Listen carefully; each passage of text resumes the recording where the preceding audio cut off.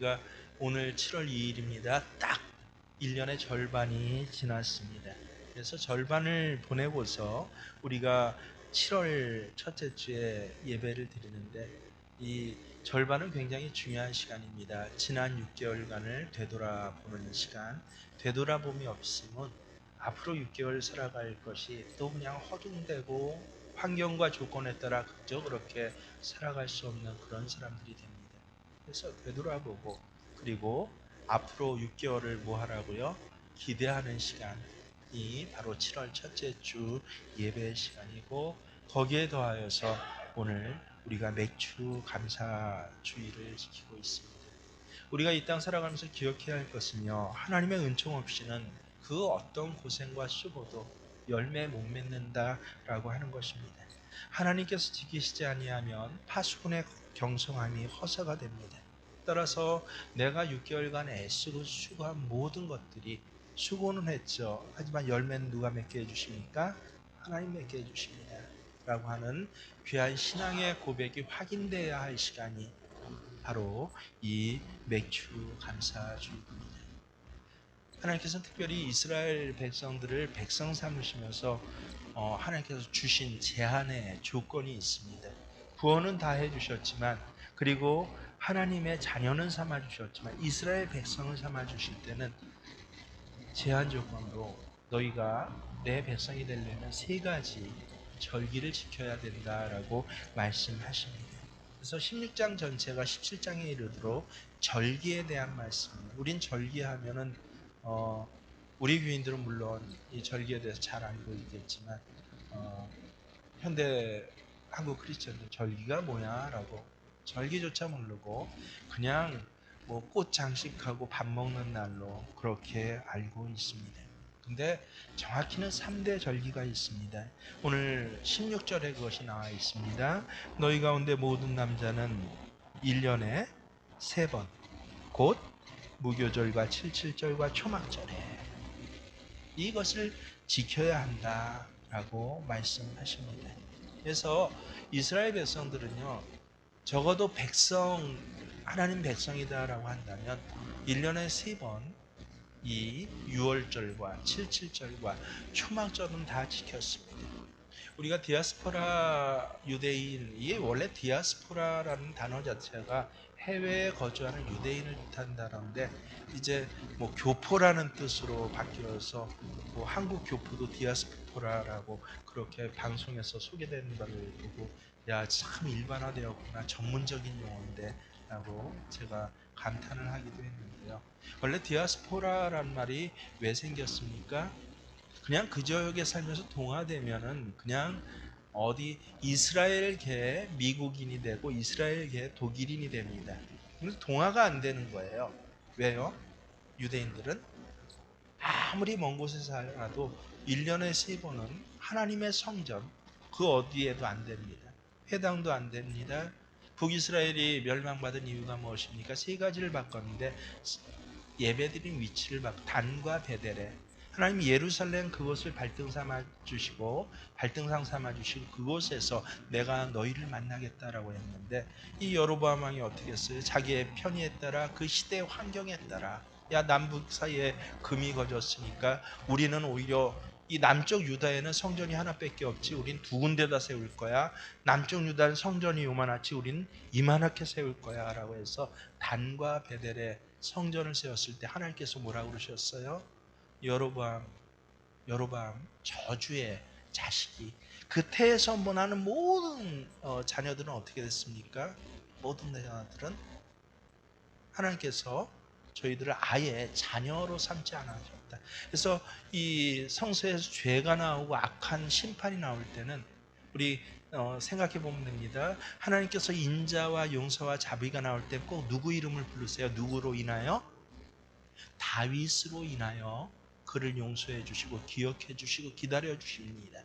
근데 모든 죄가 나올 때는 여러분 역대기하고 열왕기를 보세요. 죄악 나올 때는 이 누구의 죄를 따라서? 여로보암의 죄를 따라서 왜 죄의 원천이 되게 되는 이유가 어디 있습니까? 예배드리는 뭐를 바꿨어요?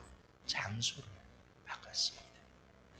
그걸 알기 때문에 이스라엘 백성들은요, 세상에 나라가 없어지고 나서도 어떻게 했습니까? 2000년 동안 이 6월절과 77절과 초막절에는 항상 하나님의 성전에 모여서 얼굴을 뵈라라고 하는 건 그 자리에 몸으로 나오라는 소리예요. 성경에 보면 몸으로 예배드리라는 말이 참 많은데 하나님께서는 마음을 중요하게 여기셔요. 사랑하십니다. 하지만 예배는 뭘로 드리는 거예요?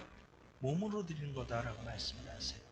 그래서 그것이 어디 전 세계에 흩어진 유대인들도 다 그렇게 하기 때문에 나중에는 이제 사정이 어려지고 힘들어지면 이제 바뀌어져요. 뭐냐면 평생에 한 번은 어떤 경우라도 유대인이라면 어떻게 해요?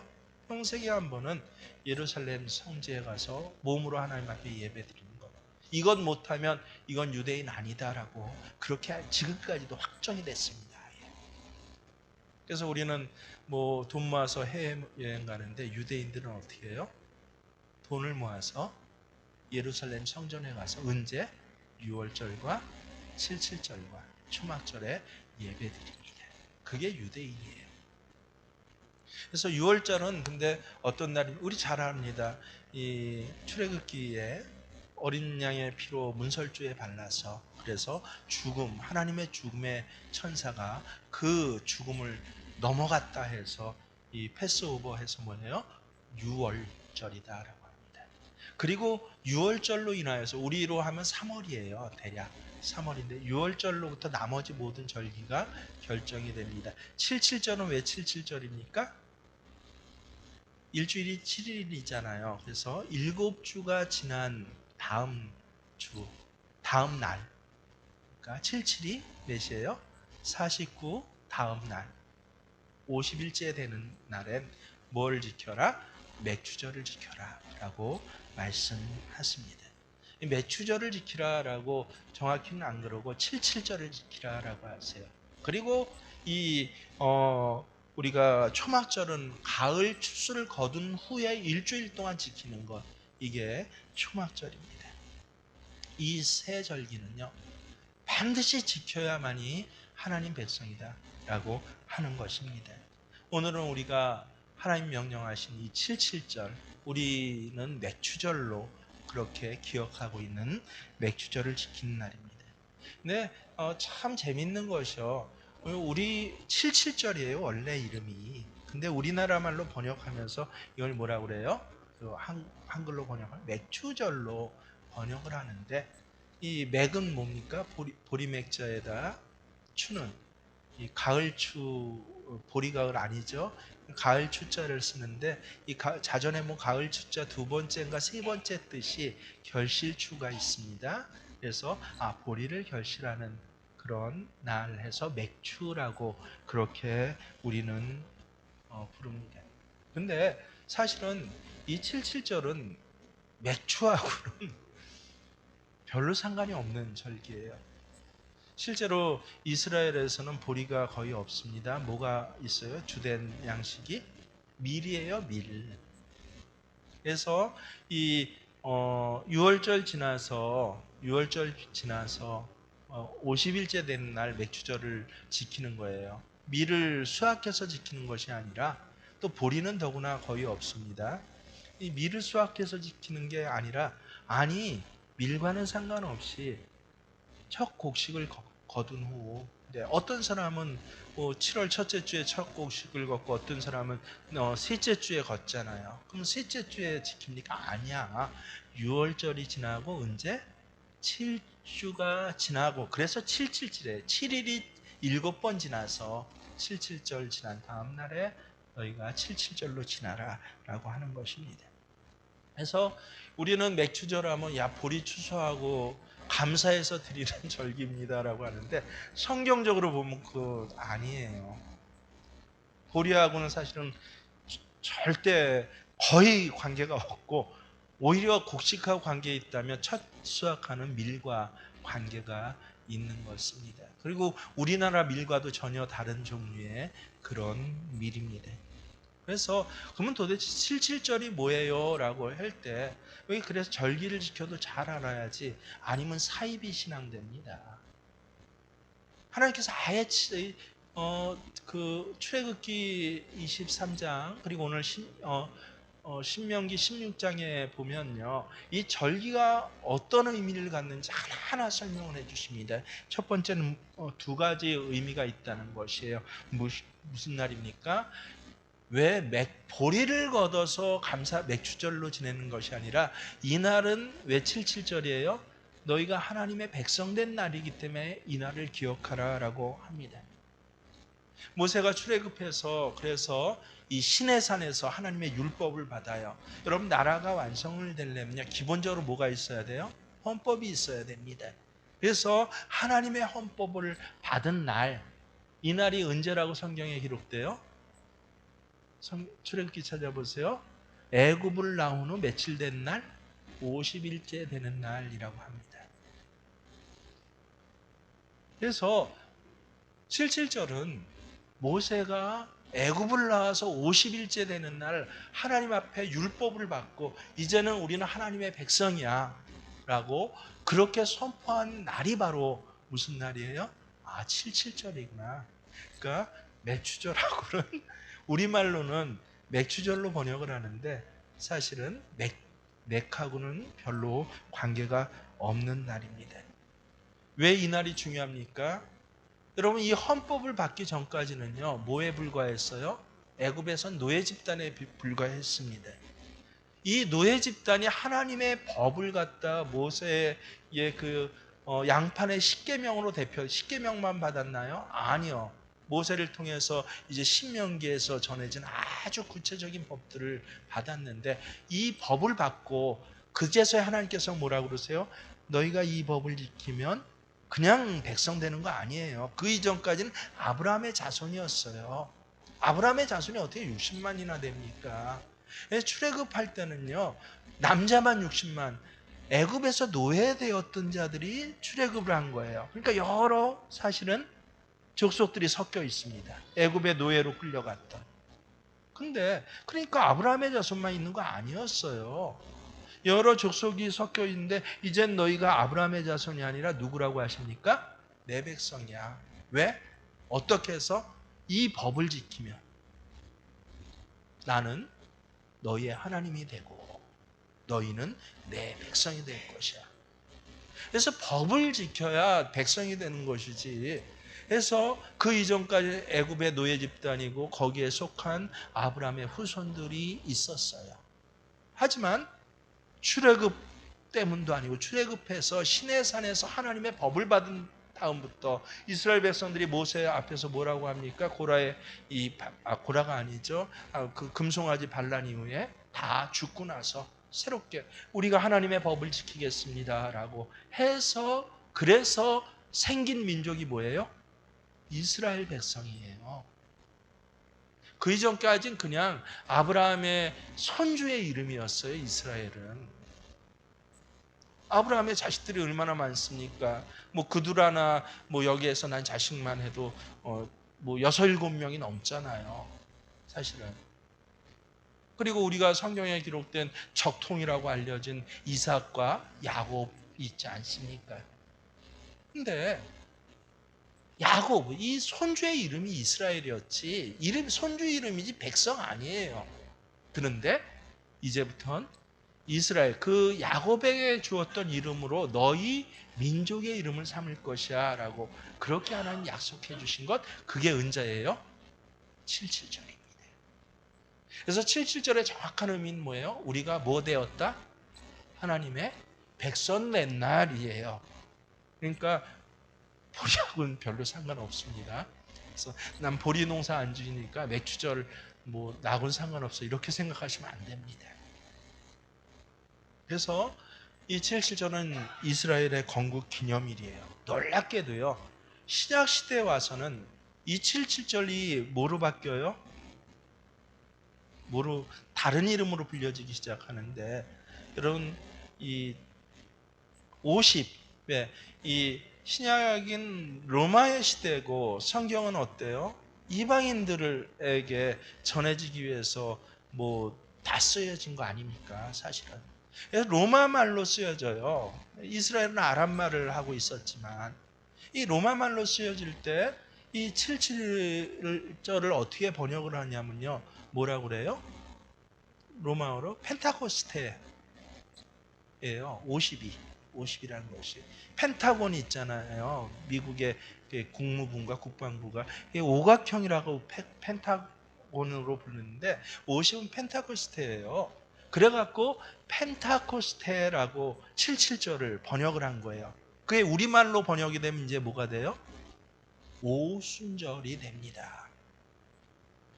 그래서 오순절은 무엇입니까? 놀랍게도 성령께서 오늘 사도행전 보면 언제 강림하셨다고요? 오순절이지. 오순절날 강림하셨다.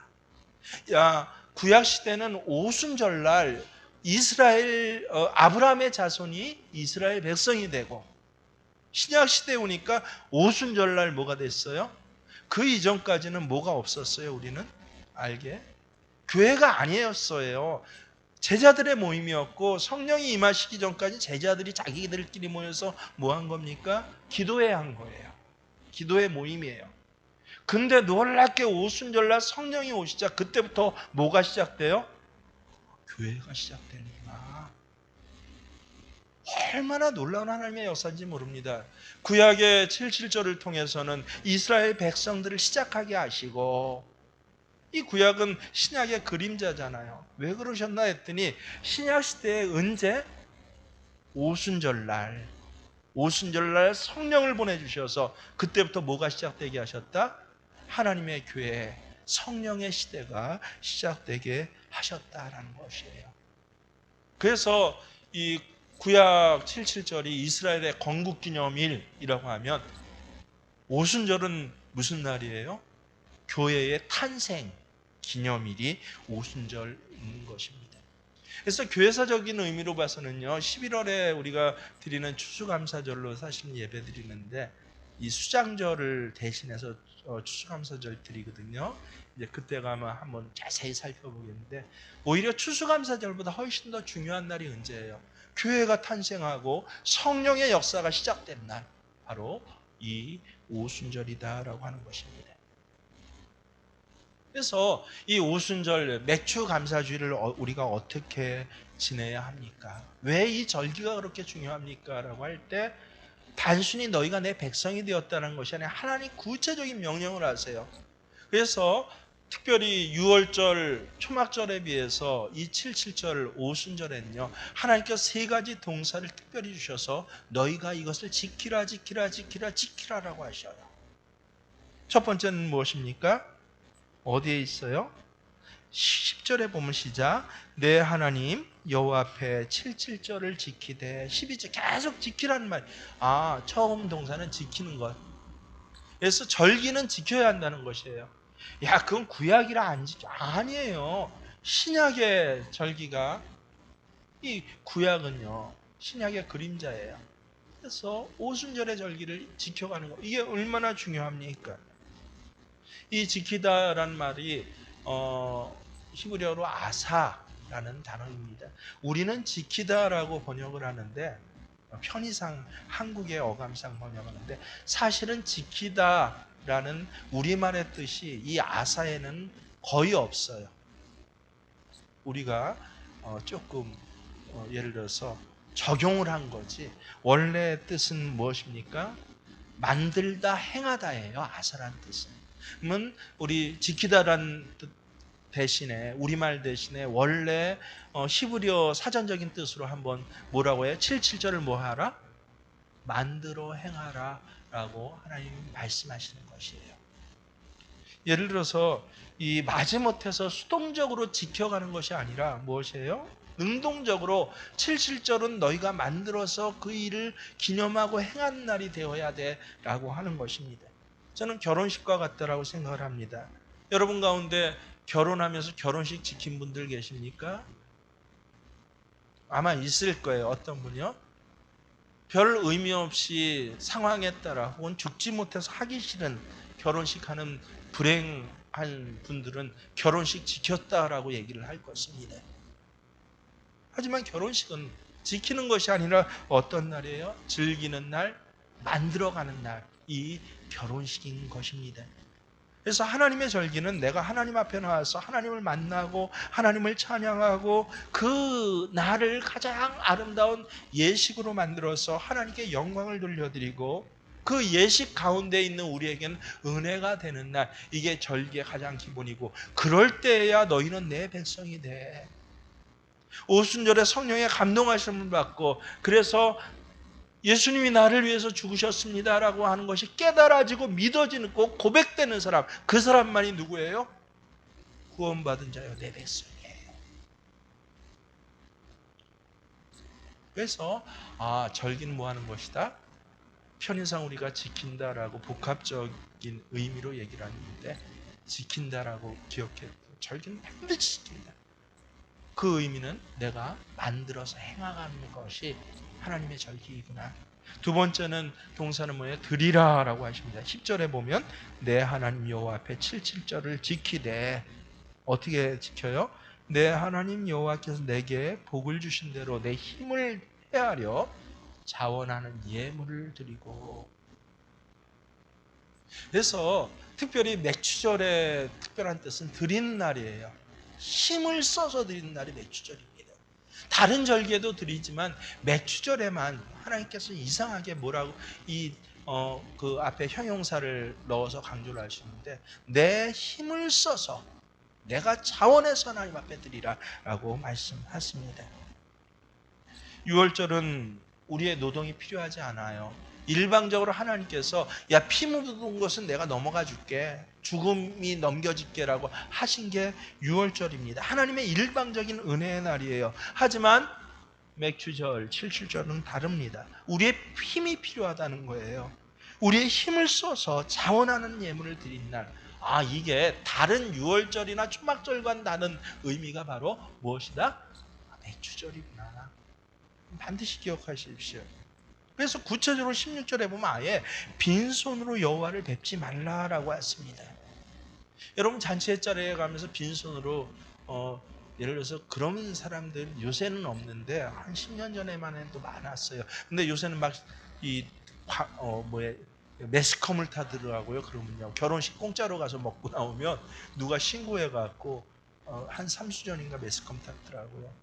굉장히 안 좋은 친구 관계가 있는데 한 10명 정도 데려가서 축의금도 안 내고 비싼 호텔 결혼식 이렇게 먹고 가갖고, 그래서 예전보다 많이 나와서 호텔 결혼식 하면 보통 1인분 자리였는데 한 12만 원에서 20만 원 합니다. 싼 데는 12만 원 하고 중급 정도는 한 20만 원.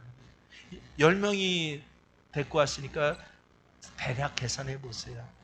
그러니까 아예 신부가 자기하고 별로 정확한 관계는 모르겠는데 그것만 봤어. 관계 안 좋은 그 친구가 자기하고는 전혀 상관없는 10명 데리고 와서 먹고 가고 신고를 했대요. 이런 분 계십니까? 글쎄.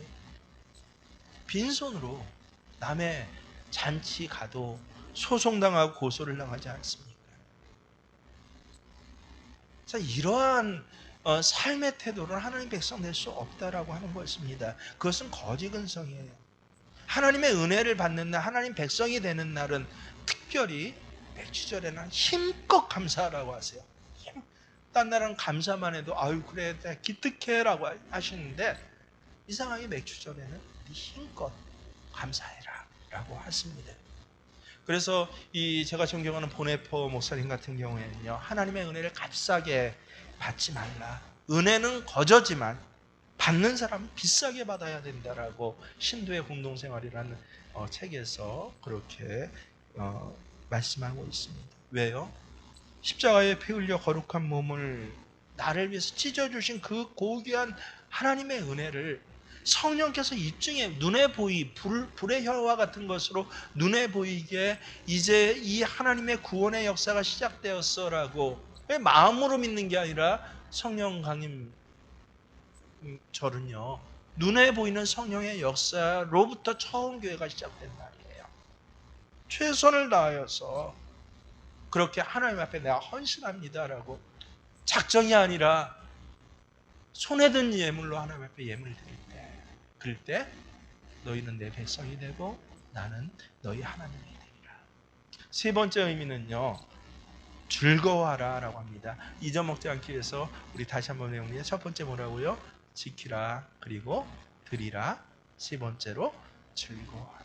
11절을 우리 한 목소리를 씁니다. 너와 내 자녀와 노비와 내 성중에 있는 레위인과 및 너희 중에 있는 객과 고아와 가부가 함께 내 하나님 여호와께서 자기의 이름을 두시려고 택하신 곳에서 내 하나님 여호와 앞에서 즐거워할지니라. 16장에만 즐거워하라 즐거워하라 즐거워하라가 3번이 나옵니다. 하나님 앞에서 즐거워할지니라, 그리고 과부와 고아와 객과 함께 즐거워할지니라, 그리고 또 하나는 뭐예요? 온전히 즐거워할지니라.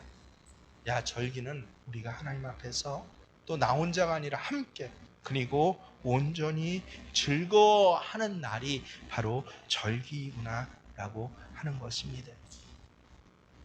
우리가 분명히 알아야 할 것은요, 이 말씀을 지금 받는 곳이 어디라고요? 하나님 주신 곳이 모세시대의 시내산 광야에서요.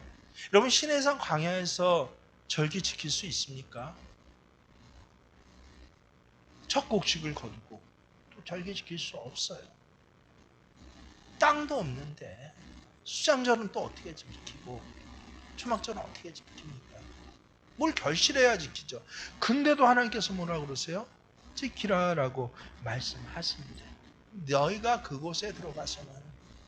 그래서 이스라엘 백성의 시기를 나누면요, 애굽의 노예 시기가 있습니다. 이때는 노예예요. 채찍에 맞고 탄식하고 사람답게 살지 못하고 억울하게 울면서 살아가는 노예들이에요. 이 노예 상태에서는요, 하나님을 알지 못해요. 찬송이 없고 감사가 없습니다. 그냥 짐승처럼 살아가는 노예입니다. 그런데 놀랍게도 광야 시대에 이스라엘이 있습니다. 광야에 나온 이스라엘 백성들은 자유가 있었어요. 하지만 어떻습니까? 아직 반은 애굽이에요. 그래서 기회가 있을 때마다 감사해야 하는데 기회가 있을 때마다 뭐예요? 원망하고 불평해요. 이런 사람들이 있잖아요, 우리 중에도. 뭐 거리만 있으면 감사를 할 수 있어요. 감사로 바꿔 감사해야 되는데 저 사람이 나하고 얘기를 안 해줬어. 불평을 해요. 나하고 얘기를 안 해줬어. 그게 감사가 될 수가 있어야죠. 그렇잖아요. 야, 통장에 잔고가 10,000원이 남았어. 그것 때문에 늘 불평을 해요. 10,000원이 남았어. 그것 갖고 감사할 수 있는 사람이 되어야 하는데, 광야 백성들은 어떻다고요? 거리만 있으면 뭐 했던 사람들? 불평했던 사람들. 모든 거리가 다 불평거리예요. 나하고 달라서 불평, 나하고 같아서 불평, 너무 친절해서 불평, 그리고 좀 뜸해서 불평. 세상에 건강해서 불평이고요, 또 아파서 불평이에요. 이런 분들 주변에 많잖아요. 이게 광야 백성이에요. 하나님의 법을 받았는데도 실제로 삶의 자리에선 마음엔 기쁨이 있고 감사가 있는데 삶을 살아갈 때는 뭐예요? 늘 세상에 반쪽 속해져 있습니다. 그에 비해서 가나안 백성이 있습니다.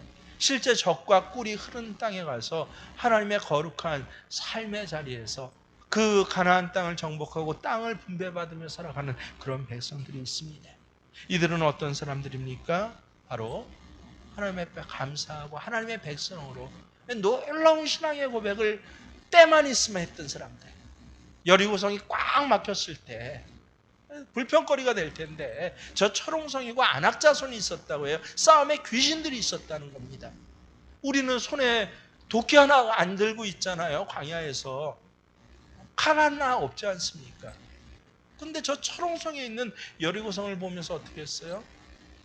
길갈에서 감사하면서 할례를 받았어요. 꺼리만 있으면 감사했던 사람들이 이 사람들에게 하나님께서 하나하나 그들의 문제거리를 뭘로 바꿔주셔요?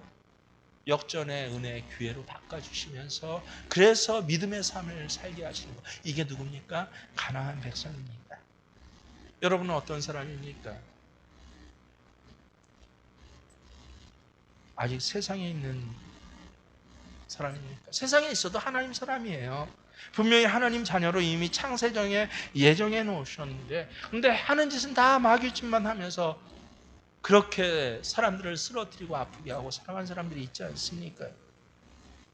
혹은 교회는 오긴 왔어요. 하나님의 부름을 받아서 왔는데 그래서 마음속으로는 뭐가 있어요? 야, 하나님 무서운 줄 알고 하나님 복 주신 줄도 알아요. 근데 삶의 자리에 늘 발을 하나는 세상에 있습니다. 그래서 아까 말씀드렸죠? 거리만 있으면, 틈만 나면 하나님 앞으로서 빠져나갈 생각하는 사람. 근데 하나님 무서우니까 예배는 안 드릴 수 없잖아요. 그러니까 하나하나 빠져나가요. 모임을 폐하는 사람이 되고요. 웅성웅성하고 분열시키는 사람이 되고요. 입에서 나오는 것이 뭐든지 불평원망이에요. 제가 밥상 앞에서 절대, 특별히 권사님들, 신앙 없는 남편 앞에서, 자식 앞에서 절대 교회와 관계돼서는 불평불만하지 마십시오 하잖아요. 그건 당신 교회 나오지 마, 너희는 이제 예수 믿지 마 하는 저주하는 거예요. 그 식탁을. 근데 거리만 있으면 식탁에서 뭐라고 해요? 심지어는 목사가 어땠어, 장로가 어땠어, 권사가 어땠어 얘기하니까 그나마 교회 나오기 싫은 이 가족들이 잘됐다 하고 아주 같이 욕을 해야 되죠. 이게 누구예요? 광야에서 그래서 고생만 하다가 40년 내내 고생하다가 그냥 소멸돼 간 사람들. 근데 놀랍게도 우리 가운데 가나안 신자들이 있습니다. 하나하나 육신에 속한 옛 것들을 벗어내요. 말투가 달라져요. 쓰는 단어가 달라지네요. 사람을 만나는 태도가 달라지고 중요하게 여기는 가치가 조금 변합니다. 그 있는 자리에서 향기가 나요. 뭐 인격이 훌륭하고 뭐 잘 살게 되고 아니에요. 그 있는 자리에서 말을 한마디 해도 사람을 살려요. 옳은 말을 하고. 옛날에 신문기사에 옳은 말이 아니에요. 이 상황에서 어떻게 하면 사람의 관계가 평화를 이루어지는지, 어떻게 하면 가족과 서로 용서하고 하나가 되는지, 어떻게 하면 이 문제를 갖다가 사회법이 아니라 하나님의 법에 따라 이것들을 처리해 갈지, 그것들을 서로 협력하고 협력하는 관계가 되는 사람. 이 사람이 누구예요? 가나안 신자가. 하나님 특별히 어디에서 즐거워하라고 하십니까? 11절을 다시 한번 읽습니다. 너와 내 자녀와 노비와 내 성중에 있는 레위양과 및 너희 중에 있는 객과 고와 과부가 함께 어디서 즐거워하라고 하세요? 시작. 내 하나님 여호와께서 자기의 이름을 두시려고 택하신 곳에서 내 하나님 여호와 앞에 즐거워하지. 택하신 곳이 있어요. 바로 하나님의 성전, 오순절의 교회입니다. 인생을 살면서 돈 앞에서 즐거워하고 세상 앞에서 즐거워하고 여러 가지 즐거움들이 우리에게 있죠. 그런데 참 즐거움은 하나님 앞에서 택하신 곳에서 누리는 즐거움, 그 가장 즐거움의 자리가 무슨 자리예요? 예배 자리입니다. 여러분, 그래서 예배 자리가 졸리신 분 계십니까? 목사 설교를 못해서 그러나요? 교회가 덥거나 추워서 그런가요? 지난주에 집에 무슨 일이 있어서 그런가요? 아니에요. 내가 하나님 앞에 서 있지 않아서 그래요. 사람만 모여있죠, 예배 시간에. 다른 일만 생각이 나죠. 하나님 앞에서 왜 즐거워하라고 하십니까? 전 이 말씀이 제일 좋아요. 15절 우리 함께 크게 읽습니다. 시작. 내 하나님 여호와께서 택하신 곳에서 너는 이랫동안 내 하나님 여호와 앞에서 절기를 지키고 내 하나님 여호와께서 내 모든 소출과 내 손으로 행한 모든 일에 복을 주실 것이니 너는 온전히 즐거워할지니라. 여러분, 다시 잘 눈으로 보세요. 복 주신 것으로 인해서 즐거워하라고 하십니까? 복 주실 것으로 인해서 즐거워하라고 하십니까? 제대로 읽으시네요. 근데 왜 삶의 자리에서는 그렇게 못하십니까? 복 주신 것만 즐거워하는 사람들이 있어요. 아니요. 특별히 절기의 신앙은요, 뭐 주신 복에도 즐거워하고 감사하죠. 하지만 절기 신앙은 뭐예요? 주실 복에 대해서 기대하면서 감사하는 것입니다. 지난 6개월 동안 뒤돌아봐도 감사할 것, 기뻐할 것 별거 없네요 하고 생각하는 사람이 있습니다. 아니에요. 절기로 살아가는 사람들은요, 앞으로 6개월 동안 주실 것을 기억하면서 기대하면서 오늘 내가 즐거워할 수 있는 사람인 것입니다. 그래서 우리는 무엇인가 받아서 감사하며 즐거워하는 사람 아닙니다. 하나님이 주실 것을 미리 내 눈에 보여줘요. 저는 이런 분들하고 같이 여기껏 목회를 해왔습니다. 그리고 함께 동역하고 협력합니다. 정말 아무것도 없는데 보인대요. 손에 붙잡힌대요. 당신 말이 맞습니다. 저도 그래요. 주실 복이 보여져요. 내 대해서 그치지 않고 내 자녀들과 우리 교회에 이렇게 하나님 백성 절기로 함께 살아가는 분들에게 주실 복이 보여지고 붙잡혀져서 그래서 그분만 생각하면 감사가 나와요. 자식을 봐도 뭐해요? 지금 뭐 직장도 변변치 않고 남들 보기에는 참 우스운 그런 자식이라고 얘기하는데 아니요, 난 내 자식 보면서 감사가 나와요. 이 자식에게 나를 통해서 주실 복이 얼마나 놀랍습니까? 주실 복으로 인하여서 즐거워해요. 그냥 감사 정도가 아니라 덩실덩실 춤을 추면서 즐거워하는 것입니다. 이게 바로 뭐다? 절기의 신앙입니다. 혹 우리 중에 소출의 복을 받지 못한 분 계십니까? 노력하지 않아서가 아니고 기웃한 물가 탓 아니에요. 왜 그렇게 애쓰고 노력하는데 손에 없고 마음엔 평안이 없고 늘 감사거리보다는 원망거리, 불평거리가 신앙생활 하는데도 그렇게 나오나요? 너 절기신앙이 없어서 그래. 저는 한마디로 말씀드립니다. 11조 한다고 하는데 왜 늘 돈 문제가 그렇게 괴롭히나요? 너 절기신앙 없어서 그래. 삶의 자리에서 내가 행한 일들이 왜 원하지 않은 걸로 자꾸 두드러지고 쑥쑥 튀어나오고 그렇게 됩니까?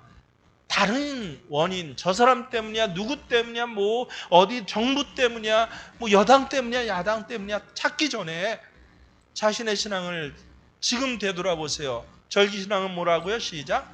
첫 번째, 지키라. 두 번째, 드리라. 지키는데 어떻게 지켜요? 만들고 행하면서 지키라. 드리되 어떻게 드려요? 힘을 다해 드려라. 그리고 세 번째, 즐거워하되 어떻게 즐거워해요? 미래를 바라보면 즐거워해요.